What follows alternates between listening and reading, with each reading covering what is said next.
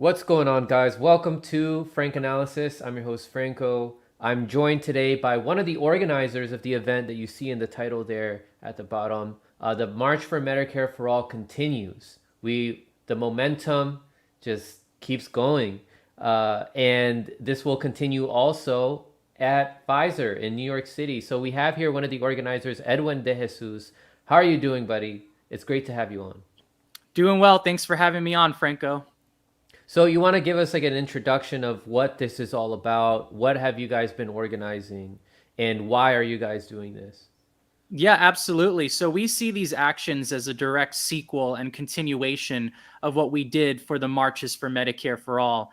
I was the lead organizer for the New York City March. As you know, we had well over 56 marches, I believe, across the country, all on July 24th, all very successful, and we want to keep the momentum going. So we have two events that we're going to talk about today. One is based in San Francisco, and one is based in New York. So the San Francisco event is Day of the Dead, and that's an action that will be taking place outside of Nancy Pelosi's mansion, the most haunted Hmm. place in San Francisco, and we'll be carrying a coffin as a symbol to her house to let her know that she and both the Democrat and Republican Party establishment is responsible for the deaths of so many human beings, Yeah. particularly because of the lack of single payer healthcare during this pandemic, where, as you may or may not know, 1 in 3 lives could have been saved.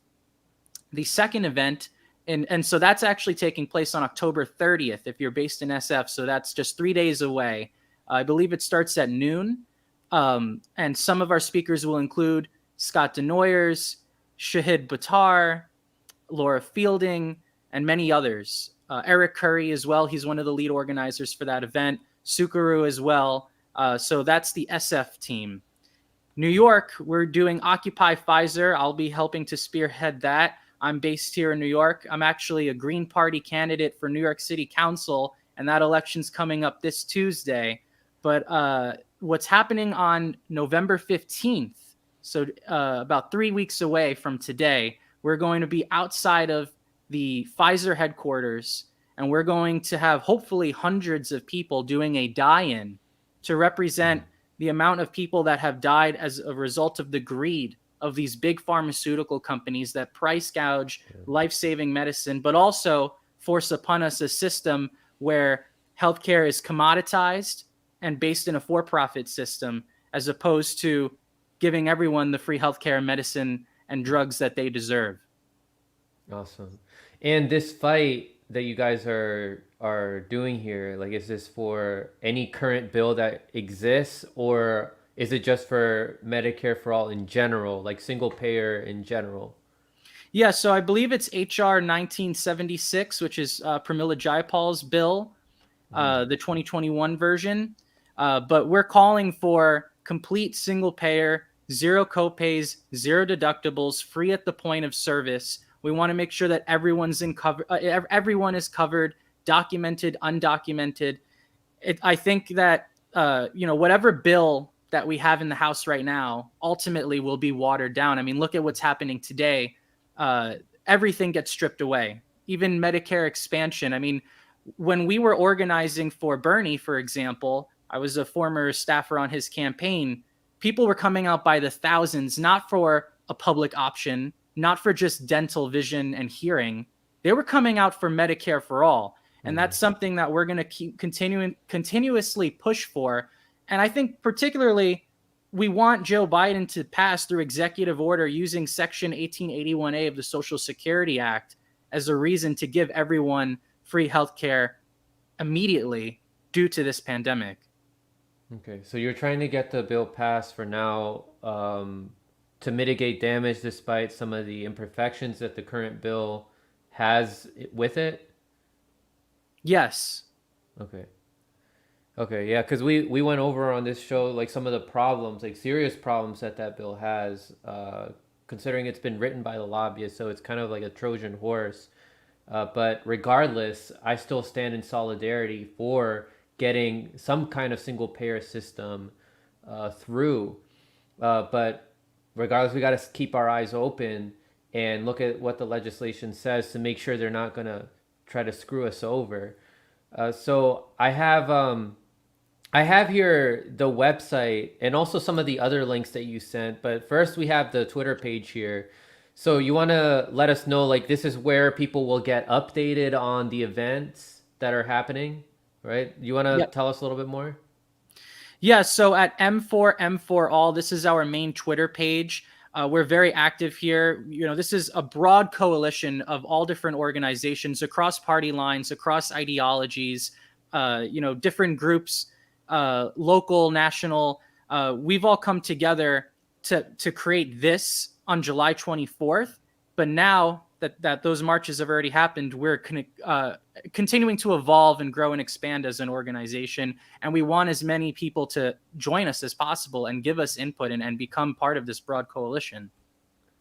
Awesome, awesome. And we have here the Eventbrite, right? So this is what so people can register here. What is this for?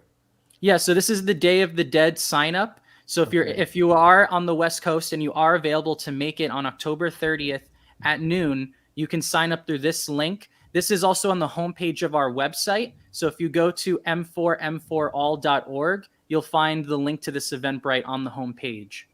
Awesome. And who's going to be there for this event? Like, is there going to be people broadcasting this event? Where can people keep up with this for those who can't make it physically to San Francisco?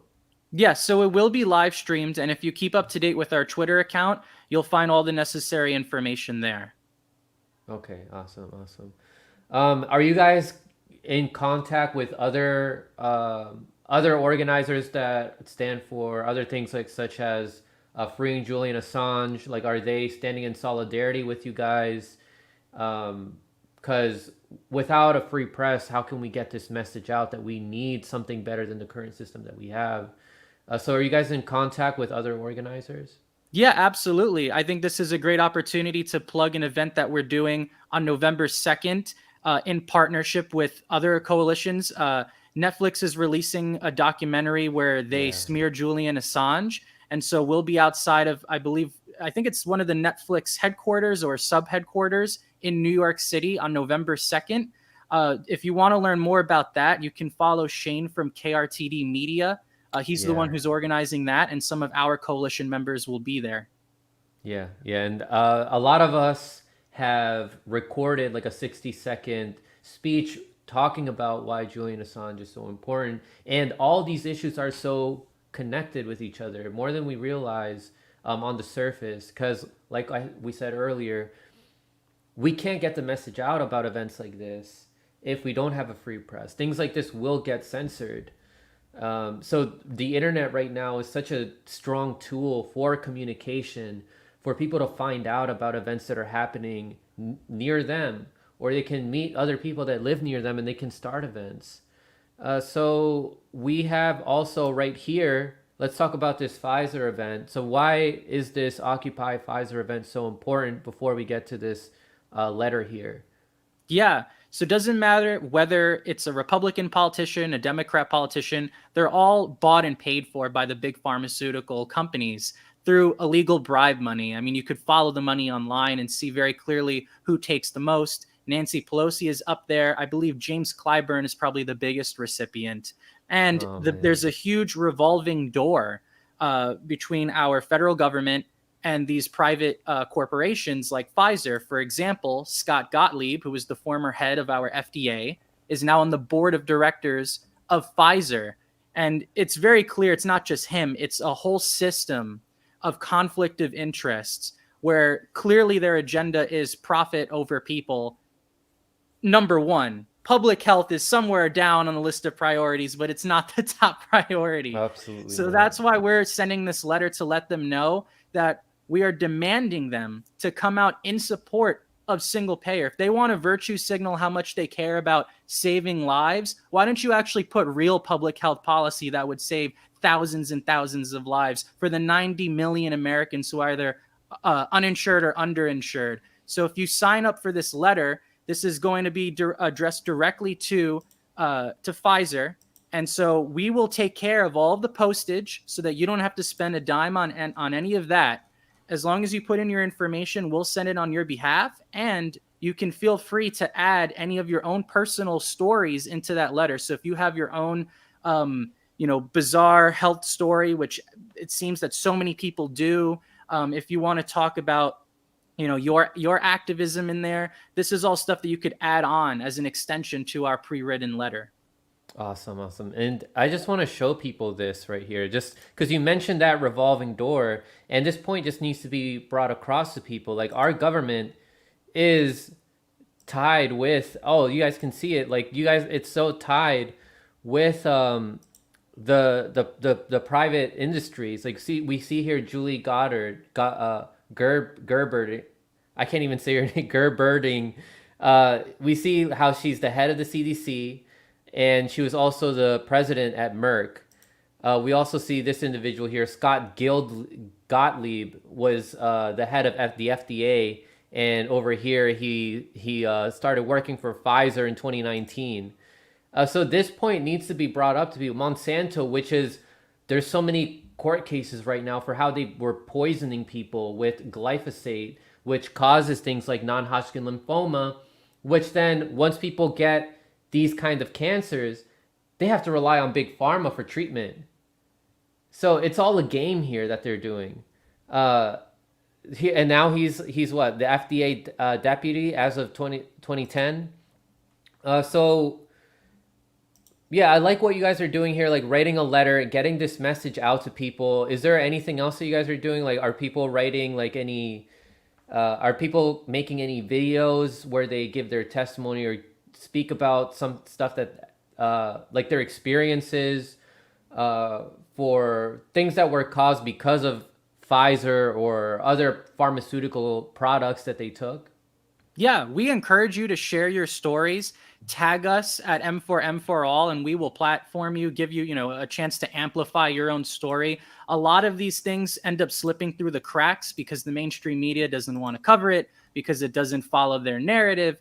So we want to make sure that we're getting all of these stories that are uncovered out there. So yes, please do tag us. Please make your own videos if you can't make it to either San Francisco or New York City. And we will try to make a collage of these videos so that your voice is represented. Awesome, awesome. And I just want to show people how this is all tied with the mainstream media also. I shared this on a Rockfin exclusive, but since this is related to what we're talking about here, look at this conflict of interest here that we have in the mainstream media. So this is shared by Whitney Webb, talking about how, well, this is totally normal and not a conflict of interest at all. And then I'll get your thoughts on this, Edwin.